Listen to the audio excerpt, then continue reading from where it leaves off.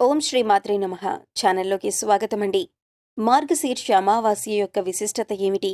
మార్గశీర్ష అమావాస్య ఏ రోజున వచ్చింది? ఈ రోజు పాటించవలసిన నియమాలేమిటి? అదేవిధంగా తాంత్రిక అమావాస్య రోజున చేయవలసిన మరియు చేయకూడని పనులేమిటి? వృశ్చిక రాశివారు ఏ పరిహారం చేయటం వలన పేదరికం పోయి అపర కుబేరులవుతారో, ఉద్యోగ ప్రాప్తి కలుగుతుంది వంటి ఆసక్తికరమైన విషయాల గురించి ఈ వీడియోలో తెలుసుకుందాం. అంతకంటే ముందు మీరింకా మన ఛానల్ని సబ్స్క్రైబ్ చేసుకోకపోయినట్లయితే వెంటనే సబ్స్క్రైబ్ చేసుకొని పక్కనే ఉన్న బెల్ ఐకాన్ నొక్కి ఆల్ సెలెక్ట్ చేసుకుంటే మేమిలాంటి వీడియోస్ అప్లోడ్ చేయగానే ముందుగా మీకు నోటిఫికేషన్ వస్తుంది. హిందూ మతంలో మార్గశీర్ష అమావాస్యకు చాలా విశిష్ట స్థానం ఉంది. హిందూ పంచాంగం ప్రకారం మార్గశీర్ష మాసంలో వచ్చే కృష్ణపక్ష అమావాస్య తిథిని మార్గశీర్ష అమావాస్య అంటారు. దీనిని ఆఘాన అమావాస్య మరియు పితృ అమావాస్య అని కూడా అంటారు. మత విశ్వాసాల ప్రకారం ఆఘాన మాసంలో శ్రీకృష్ణుడు గీతాజ్ఞానాన్ని పంచాడని చెబుతారు. అందుకే దీనిని ఆఘాన అమావాస్య అని కూడా అంటారు.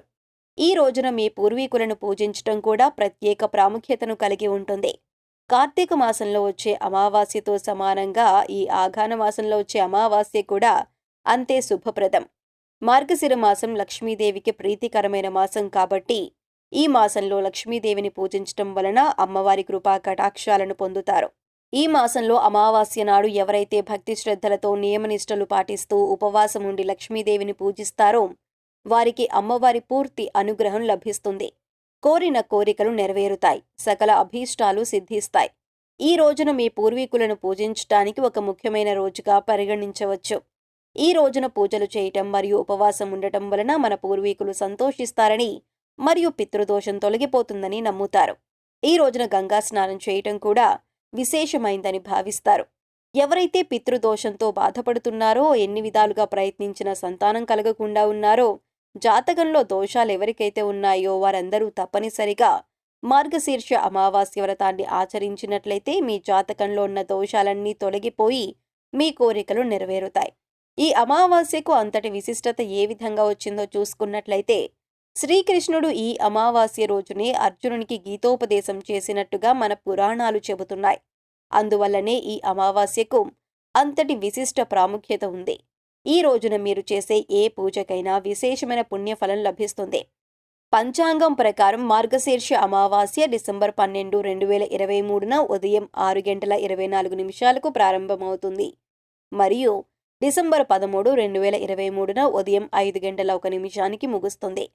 నదీ స్నాన ముహూర్తం 5:14 నుండి 6:09 వరకు గల ఈ సమయంలో నదీ స్నానం చేయటం ద్వారా విశేష పుణ్యఫలాన్ని పొందుతారు.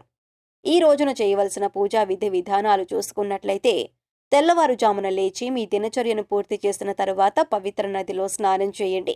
అలాగే మీ ఇంట్లో గోమూత్రం మరియు పవిత్ర గంగాజలం చల్లుకోండి. స్నానం తర్వాత సూర్య భగవానుడికి పవిత్ర జలాన్ని సమర్పించి విష్ణువు మరియు లక్ష్మీదేవిని సరైన ఆచారాలు మరియు నియమాలతో పూజించండి. అప్పుడు మీ పూర్వీకులను మరియు దేవతలను స్మరించుకోండి. మీ కోరికలను, మీ ప్రార్థనలను విన్నవించుకోండి. మీ ఆరాధనను పూర్తి చేసిన తరువాత పేద వ్యక్తికి లేదా బ్రాహ్మణుడికి దానధర్మంగా ఆహారం మరియు బట్టలు దానం చేయండి. ఈ విధంగా చేయటం వలన మీరు చేసిన పూజకు తగిన ప్రతిఫలం లభిస్తుంది. ఈ రోజు చేయకూడని పనులు చూసుకున్నట్లయితే, ఎవరైతే ఉపవాస నియమాలు పాటిస్తూ పూజ చేస్తున్నారో వారు ఎట్టి పరిస్థితుల్లోనూ శ్మశాన వాటికకు వెళ్లకూడదు. ఈ సమయంలో శ్మశాన వాటికకు వెళ్లటం వల్ల దుష్టశక్తులు మిమ్మల్ని ఆకర్షిస్తాయి. తద్వారా మీరు అనేక ఇబ్బందులు పడాల్సి ఉంటుంది. ఈ అమావాస్య వ్రతాన్ని ఆచరించే వ్యక్తి పగటిపూట నిద్రపోకూడదు. అలాగే ఈ రోజున దంపతులు సంభోగ చర్యలకు దూరంగా ఉండాలి. వ్రతం ఆచరించేవారు మాంసాహారానికి, మద్యపానీయాలకు దూరంగా ఉండాలి. ఈ రోజున మీ జుట్టు మరియు గోర్లను కత్తిరించకూడదు. ఈ వ్రతాన్ని ఆచరించేవారు ఉపవాస సమయంలో నీరు త్రాగకూడదు. అదేవిధంగా పితృపూజ చేయాలనుకునేవారు డిసెంబర్ 12న 11:54 నుండి మధ్యాహ్నం 12:35 వరకు గల సమయంలో పూజ చెయ్యాలి. ఈ సమయంలో పూజ చేసిన వారికి పితృదేవతల ఆశీర్వాదం మెండుగా ఉంటుంది. ఈ రోజున మీరు మీ పూర్వీకులను పూజిస్తే వారి ఆశీర్వాదాలు మీకు ఎల్లప్పుడూ ఉంటాయి.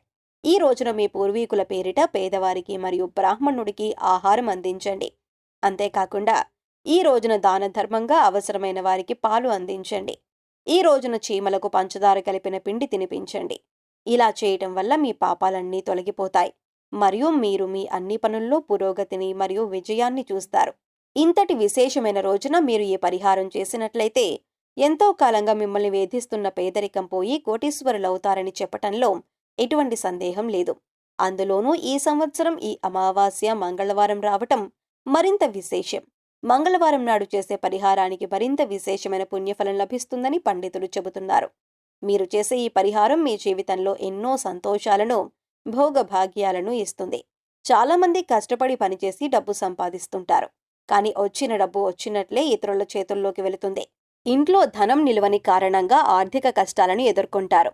కష్టపడే తత్వం ఉన్నప్పటికీ, డబ్బు రాబడి ఉన్నప్పటికీ ఆదాయం నిలవకపోవటం అనేది అందరూ ఎదుర్కొనే సమస్య. అంతేకాకుండా మీరు పేదరికం నుండి విముక్తి పొందటానికి, రుణ సమస్యలను తగ్గించుకోవటానికి ఈ అమావాస్య రోజున యాలకులతో ఈ పరిహారం చేయటం వలన ఆర్థిక పురోగతిని సాధిస్తారు.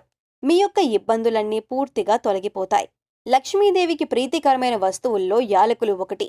యాలకులు ఎంతో సుగంధభరితమైనవి. ఆరోగ్య సమస్యలకు, నైవేద్య ప్రసాదాలకు యాలకులను విరివిగా ఉపయోగిస్తూ ఉంటారు. అంతటి విశిష్టత కలిగిన యాలకులతో అమ్మవారిని ధ్యానిస్తూ పరిహారం చేయటం వలన పరిహారం యొక్క పూర్తి ప్రతిఫలాన్ని పొందుతారు. పరిహారం ఏ విధంగా చేయాలో చూసుకున్నట్లయితే, అమావాస్య రోజున ఎవరైనా భిక్షగానికి ఒక నాణెం దానం చేయండి. దాంతోపాటు కొన్ని యాలకులను కూడా ఆ భిక్షగానికి దానంగా ఇవ్వండి. యాలకులు లక్ష్మీదేవికి ఎంతో ప్రీతిపాత్రమైనవి. ఈ రోజున మీరు భిక్షగానికి దానం చేయటం వలన దానం యొక్క పుణ్యఫలంతో పాటు యాలకులను కూడా ఇవ్వటం వలన అమ్మవారి పూర్తి అనుగ్రహం లభిస్తుంది. మీ యొక్క పేదరికం అనేది పూర్తిగా తొలగిపోయి ఐశ్వర్యవంతులవుతారు.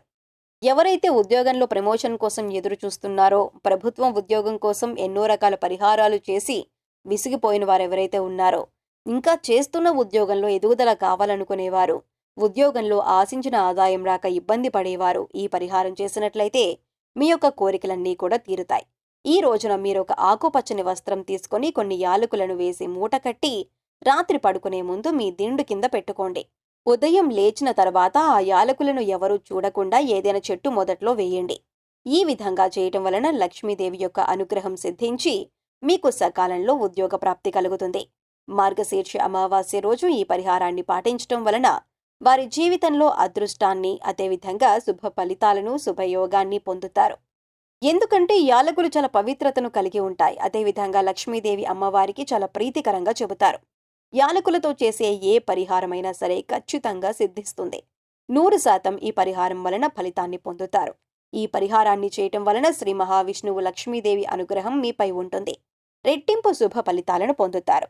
ఈ అమావాస్య రోజు పరిహారం చేయటం వలన ఫలితం వెనువెంటనే పొందుతారు. జాతక దోషం, గ్రహ దోషాల కారణంగా ఒక్కొక్కరి స్థితిని బట్టి, సమయాన్ని బట్టి ఈ పరిహారం సిద్ధించడం జరుగుతుంది. ఆర్థిక ఇబ్బందులు తొలగిపోవటం కోసం ఏదైనా పరిహారం చేయటం, ఆ పరిహారం కోసం డబ్బులు ఖర్చు పెట్టడం వల్ల దానికి ఫలితం పొందకపోతే దాని నుంచి బాధపడేవారు దానికంటే రోజులో కాస్త సమయం వెచ్చించి మన ఇంట్లో ఉండే వాటితో పరిహారం చేయటం వలన ఫలితం పొందుతారు. మీరు చేసే ప్రతి పనిలోనూ విజయం వరిస్తుంది. అదృష్టాన్ని, రాజయోగాన్ని పొందుతారు.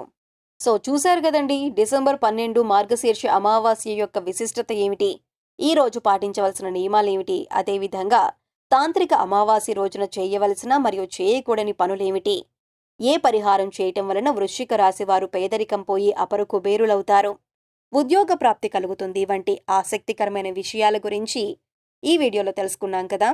మీకు ఈ వీడియో నచ్చినట్లయితే లైక్ చేయండి.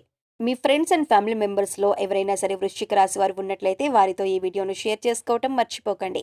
ఇప్పటి వరకు మీరింకా మన ఛానల్ని సబ్స్క్రైబ్ చేసుకోకపోయినట్లయితే సబ్స్క్రైబ్ చేసుకొని పక్కనే ఉన్న బెల్ ఐకాన్ నొక్కి ఆల్ సెలెక్ట్ చేసుకుంటే మేము ఇలాంటి వీడియోస్ అప్లోడ్ చేయగానే ముందుగా మీకు నోటిఫికేషన్ వస్తుంది.